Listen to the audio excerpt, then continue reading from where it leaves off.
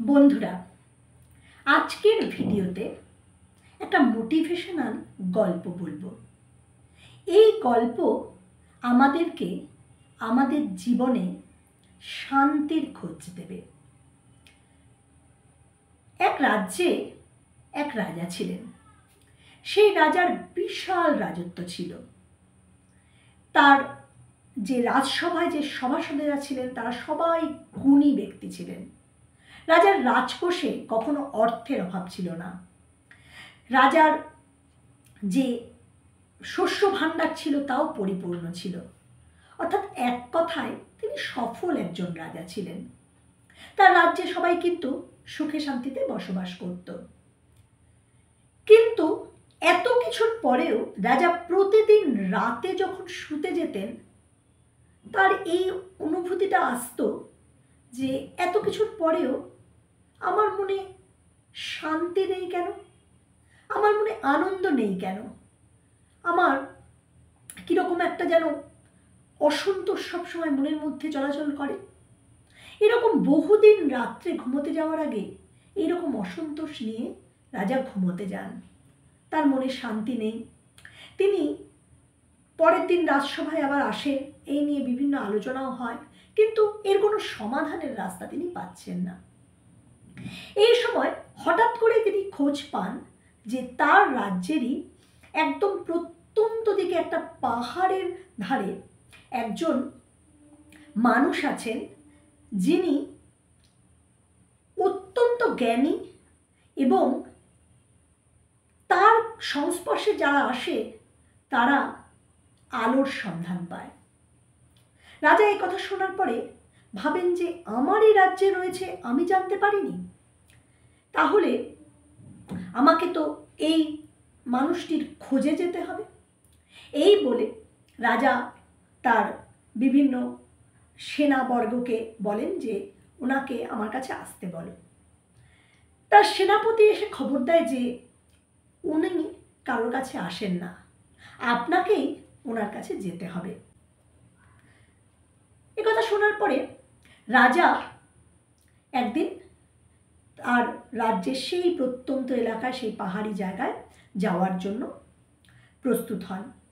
রাজা মানুষ, তিনি ভালো মতো সাজ পোশাক করে একদম পালকিতে চলে যাচ্ছেন, চারপাশ দেখতে দেখতে যাচ্ছেন, আর মনের মধ্যে বিভিন্ন রকমের আশা তৈরি হচ্ছে যে এইবার আমি এই মানুষটির কাছে যাব এবং যাওয়ার পরে তার কাছ থেকে এমন জ্ঞান পাবো যে তার ফলে আমার জীবনে যেটার আমি খোঁজ করছি শান্তি ফিরে আসবে। এবং তিনি মনে মনে কল্পনা করতে করতে যাচ্ছেন যে যে মানুষটির কাছে যাচ্ছি তার নিশ্চয়ই খুব বড় একটা আশ্রম আছে এবং সেই আশ্রমে প্রচুর ভক্তের ভিড় রয়েছে। এইসব ভাবতে ভাবতে ভাবতে ভাবতে তিনি রাস্তা অতিক্রম করতে করতে তিনি সেই মানুষটির কুটিরের কাছে এসে উপস্থিত হন। রাজা যখন সেই কুটিরের কাছে উপস্থিত হন, রাজা তো হতবাক হয়ে যান। দেখছেন ছোট্ট একটা কুটির, সেখানে কেউ নেই এবং একজন মানুষ, তার আলুথালু পোশাক, পোশাকে প্রায় মাটি কাদা এরকম লাগানো, এবং সে বাগানে মনোযোগ দিয়ে মাটি খুঁড়ে যাচ্ছে। রাজা তাকে ডেকে বলেন যে আমি এই রাজ্যের সেই জ্ঞানী ব্যক্তির সঙ্গে দেখা করতে এসেছি যাকে সমস্ত লোক খুব মান্যতা দেয় এবং তার কাছ থেকে জ্ঞান প্রাপ্ত হয়ে প্রত্যেকটি মানুষের খুব উপকার হচ্ছে। তখন সেই ভদ্রলোক তার মাটি খুপড়ি যেটা মানে খুঁড়ছিলেন সেটাকে রেখে দিয়ে বলেন যে আপনি আসুন, আপনি কুটিরে গিয়ে বসুন, আমি তাকে ডাকছি।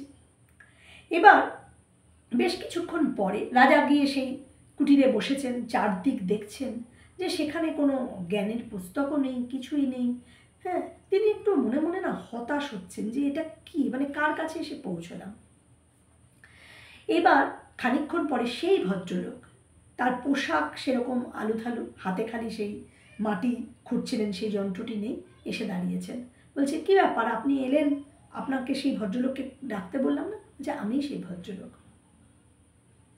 রাজা তো অবাক হয়ে গেছেন, বলছে এটা আমি বিশ্বাস করতে পারছি না যে আপনার সংস্পর্শে এসে সমস্ত মানুষ শান্তির খোঁজ পাচ্ছে, আনন্দের খোঁজ পাচ্ছে।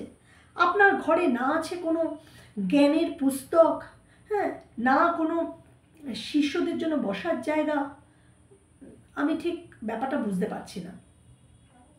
তখন সেই ভদ্রলোক বলেন, আপনি যদি সত্যিই ব্যাপারটা বুঝতে চান রাজামশাই, তাহলে আগামীকাল সূর্য ওঠার আগে আপনি আমার এখানে এসে উপস্থিত হবেন। রাজা মনের মধ্যে বিভিন্ন দ্বন্দ্ব নিয়েও কোথাও একটা আশার আলো নিয়ে রাজা তার রাজ্যে মানে তার রাজসভায় ফিরে যান। সারা রাত তো রাজা ঘুমোতে পারেননি। পরের দিন অনেকটা সকালবেলা মানে সূর্য ওঠার আগেই তিনি উঠে রেডি হয়ে তিনি পালকিতে করে রওনা হয়ে সেখানে আসেন। সেখানে আসার পরে তিনি দেখেন যে সেই ভদ্রলোক, তার মুখে হাসি এবং চোখে মুখে একটা অদ্ভুত প্রশান্তি রাজার জন্য দাঁড়িয়ে অপেক্ষা করছেন। রাজা নামেন। রাজা বলেন যে আজকে আমি সূর্য ওঠার আগে এসেছি, আপনি আমাকে বলুন সেই রহস্যের সন্ধান কি। তখন বলে আমি আপনাকে সব বলবো। এই যে পরপর 15টা গাছ দেখছেন রাজামশাই, এই 15টা গাছে আপনাকে খুব যত্ন করে পর পর পর পর পর পর 15টা গাছে আপনাকে জল দিতে হবে। এবং প্রতিটা গাছে যখন আপনি জল দেবেন, আপনার গাছের পাতাগুলো, ডালটা, মাটি সব যত্ন করে দেখতে হবে, অন্য কোনো কথা ভাবা যাবে না। যদি আপনার মনে অন্য যে কোনো ভাবনা আসে, সেটা আপনার রাজ্যের ভাবনা হতে পারে, আপনার সন্তানের ভাবনা হতে পারে, সভাসত্বের কারোর সম্পর্কে ভাবনা হতে পারে, কোনো ভাবনা যদি একটাও আসে, আপনার ফিরে এসে আবার প্রথম থেকে শুরু করতে হবে 15টা গাছে জল দেওয়া। এই কাজটা আপনার সম্পন্ন হয়ে গেলে আপনি আমার কাছে আসবেন, তখন আমি আপনাকে বলবো। রাজামশাই মনে মনে একটু হাসি মানে মানে হাসি অনুভব করেন। তিনি বলেন যে এটা কী হচ্ছে, এটা তো খুবই সহজ কাজ। 15টা গাছে পরপর জল দেব, দিয়ে এর মধ্যে আবার ভাবনা, অন্য ভাবনা ভাবার কি আছে। আমি 15টা গাছে জল দিয়ে ওনার কাছে যাব, খুবই সহজ আমাকে একটা কাজ দেওয়া হয়েছে ভেবে রাজা জল দেওয়া শুরু করেন। রাজা প্রথম গাছে যখন জল দিচ্ছেন, অত্যন্ত মনোযোগ সহকারে গাছের প্রতিটি পাতা লক্ষ্য করে, ডাল লক্ষ্য করে, সুন্দর করে জলগুলোকে সিঞ্চিত করে কিভাবে জলগুলো গাছ গ্রহণ করছে, এগুলো দেখতে দেখতে প্রথম গাছ জল দেওয়া হয়ে যায়। এবার দ্বিতীয় গাছে তিনি জল দিতে শুরু করেন। দ্বিতীয় গাছে যখন তিনি জল দিতে শুরু করেন, তার খানিকক্ষণ তিনি জল দিয়েছেন, হঠাৎ করে তার মনে হয় যে আমার বাড়িতেও তো মানে রাজবাড়িতেও তো এরকম সুন্দর বাগান আছে, সেই বাগানেও এরকম সুন্দর সুন্দর গাছ আছে, সেখানে কত মালীরা কাজ করে, হ্যাঁ, আমি তো কোনোদিন সেখানে জল দিইনি, সেখানে জল দিলেও নিশ্চয়ই এরকমই সুন্দর লাগবে দেখতে। যে ওনার ভাবনাটা আসে না, তিনি একটু চমকে যান, হ্যাঁ, কারণ তার মানে শর্তই ছিল কাজের যে একটা ভাবনা আসলেও আবার প্রথম থেকে আসতে হবে। রাজা কিন্তু মানে ইমানদার মানুষ ছিলেন, তিনি কিন্তু কোনো মানে অন্যায্য কাজ করতেন না। তিনি শর্ত মেনেই কিন্তু যেই মাত্র তার ভাবনা এসছে, তিনি আবার প্রথম গাছে ফিরে আসেন। এবার প্রথম গাছ থেকে আবার দেওয়া শুরু করেন। এরকম একটা, দুটো, তিনটে গাছে দিচ্ছেন, চতুর্থ গাছে যাওয়ার পরে আবারও তার কোনো একটা ভাবনা চলে আসছে। এরকম করতে করতে করতে করতে মানে তিনি 5টা গাছের বেশি কখনোই এগোতে পারছেন না। তার কোনো না কোনো ভাবনা তার মনে চলে আসছে, আর তাকে আবার পিছনে এসে প্রথম গাছ থেকে শুরু করতে হচ্ছে। এরকম করতে করতে না রাজা ক্লান্ত হয়ে যান, আর তার মনে মনে কোথাও একটা ওই মানুষটির জন্য রাগও তৈরি হতে থাকে। তিনি বুঝতে পারছেন না তিনি কী করবেন, কিন্তু তিনি একটা দিক থেকে যে বললাম, রাজা কোনো অন্যায্য কাজ করতেন না, তিনি খুব মানে একেবারে কোনো রকম অসততা করছেন না। যখনই ভাবনা আসছে তিনি পিছিয়ে যাচ্ছেন। এরকম করতে করতে করতে প্রায় সূর্য অস্ত যাওয়ার মুখোমুখি হয়েছে। রাজা মানে ঘেমে নিয়ে চান করে রাজা বসে পড়েছেন। এইবার সেই সময় ওই মানুষটি রাজার সামনে আসেন, বলেন যে রাজামশাই, আপনি তো আপনার কাজটা কমপ্লিট করতে পারলেন না, সম্পূর্ণ করতে পারলেন না, তাহলে আজকে তো আপনাকে রহস্যের কথা বলা যাবে না। তখন রাজা বলছেন যে আমি পারলাম না কেন, আমি তো ভেবেছিলাম এটা খুব সহজ কাজ, হ্যাঁ, কিন্তু আমি প্রতিবারই যখন এগোচ্ছি কোনো না কোনো ভাবনা আমাকে থামিয়ে দিচ্ছে এবং আমাকে আবার প্রথম থেকে শুরু করতে হচ্ছে। এটা কেন? এটা আমি কিছুতেই বুঝতে পারছি না। তখন ওই মানুষটি রাজাকে হেসে বলেন যে কাজটা কিন্তু খুব সহজ ছিল, কিন্তু আপনি প্রতিবারই যখন গাছে জল দিতে গেছেন আপনি জোর করে এটা করতে চেয়েছেন যে আমি কাজটা খুব দ্রুত করে ফেলবো। হ্যাঁ, করতে গিয়ে আপনার যখন ভাবনা এসে গেছে সেই আপনি ভাবনায় ডুবে গেছেন। এর ফলে কী হচ্ছে, প্রতিবারই কিন্তু আপনি হয় পিছনের কোনো অতীতকালের কোনো ভাবনা ভেবেছেন, না হলে ভবিষ্যতের কোনো ভাবনা ভেবেছেন, কিন্তু আপনার বর্তমানের যে কাজটা অর্থাৎ গাছে জল দেওয়া সেটা আপনার কাছে গৌণ হয়ে গেছে, মানে আপনি ওই কাজটাতে কোনোভাবেই মনোযোগ দিতে পারেননি। আমাদের জীবনের মূল সমস্যা হলো এটাই যে আমরা সেই মুহূর্তটাতে কখনোই বাঁচি না, মানে যেই মুহূর্তটাই বর্তমান, আর যেটা চলে গেছে সেটা অতীত, আর যেটা আসবে ভবিষ্যৎ। এবং এইটা প্রত্যেকটা মানুষ করছে বলে সেই খালি ভবিষ্যতে কী হবে, ভবিষ্যতে কী হবে, ভবিষ্যতে কী হবে, এই ভাবতে ভাবতে ভাবতে ভাবতে এই বর্তমানের আনন্দটা জীবন থেকে পুরোপুরি মুছে ফেলছে এবং নিজের জীবনকে কোনোভাবেই নিজে নিয়ন্ত্রণ করতে পারছে না। এই কারণে আমাদের এটা অত্যন্ত সোজা একটা কাজ যে আমাদেরকে বর্তমানে যে মুহূর্তটায় আমরা যে কাজটা করছি সেটা করতে হবে। তখন রাজামশাই বলছেন যে সেটা আমি কি করে করব? বলছে যে যখনই আপনার মনের মধ্যে কোনো ভাবনা আসবে আপনি শুধুমাত্র আপনার শ্বাসের দিকে নজর দেবেন। আপনি শ্বাস নিচ্ছেন, আপনি শ্বাস ছাড়ছেন। মুহূর্তে আমরা এই কাজটা করি, আমরা কখনো আমাদের যে গুরুত্বপূর্ণ কাজ আমাদের জীবন, যার জন্য আমাদের জীবনের সমস্ত কাজ চলছে, সেই শ্বাস গ্রহণ করা এবং শ্বাস ত্যাগ করা, এটার উপরে আমরা একদমই নজর দিই না। আমরা যদি শ্বাস গ্রহণ করা আর শ্বাস ত্যাগ করা এটার উপর নজর দিই, আমরা সেই মুহূর্তটাই আমরা জীবনে দেখতে পারবো যেই মুহূর্তটার মধ্য দিয়ে আমরা চলছি। বন্ধুরা, এই গল্পটা না আমাদের জীবনের প্রত্যেকটা মানুষের জন্য প্রযোজ্য। দেখবে আমরা ছোটোবেলা থেকে বড় হতে হতে এত দূর পর্যন্ত এগিয়ে আসছি, এবার কখনো আমরা সেই মুহূর্তটাতে বাঁচছি না। আমরা খালি ভাবছি যে কি সংগ্রহ করতে হবে।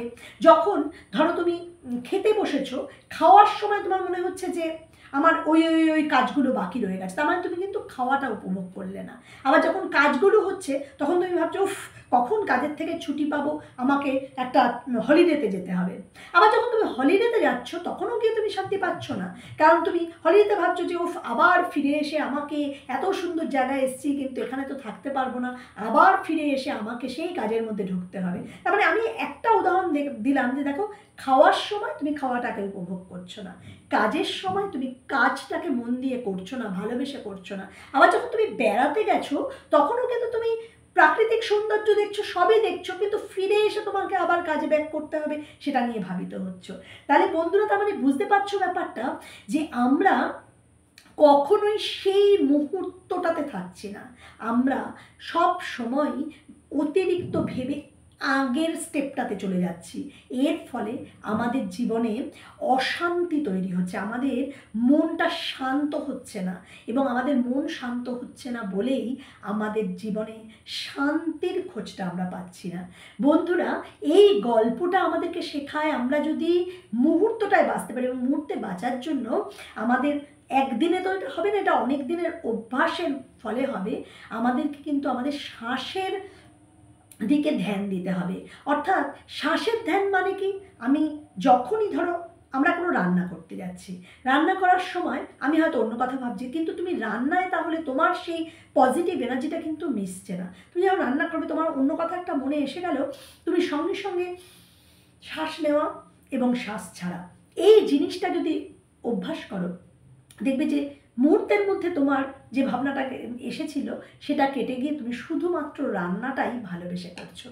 বন্ধুরা, এটা যদি রোজকার জীবনে প্র্যাকটিস করা যায় তাহলে আমরা আমাদের জীবনে এই যে একটা সবসময় একটা আমার থাকে না কীরকম